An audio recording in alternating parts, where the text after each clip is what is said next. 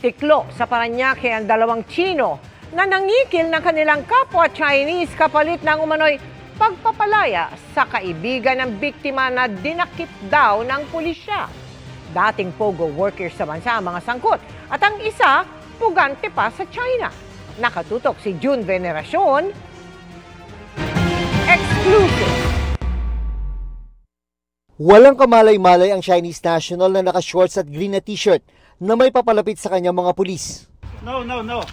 Back. Where police? Hey. Where police? No.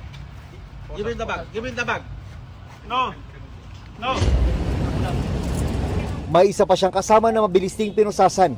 Entrapment operation ito ng Special Operations Unit ng Southern Police District sa Parañaque City Miyerkules ng hapon. We are arresting you for the crime of estafa.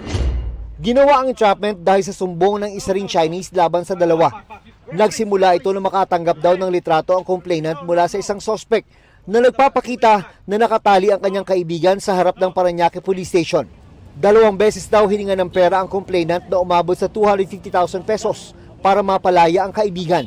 Yung pangatlong hingilan ng suspect ay nagduda na yung complainant at nag-chat siya through his friend na sa Parañaque City Police Station kung meron ba talagang nahuli na Chinese national.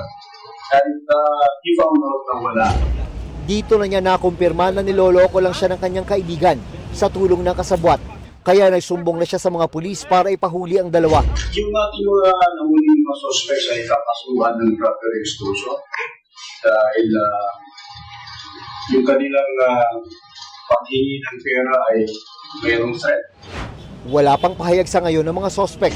Sa investigasyon ng PNP, lumabas sa mga dating pogo worker ang mga suspect at ang complainant. Nalaman din na pugante para sa China ang isa sa mga naaresto dahil sa pagkakasangkot sa credit card fraud. Para sa GMA Integrated News, June Veneracion, nakatutok, 24 oras.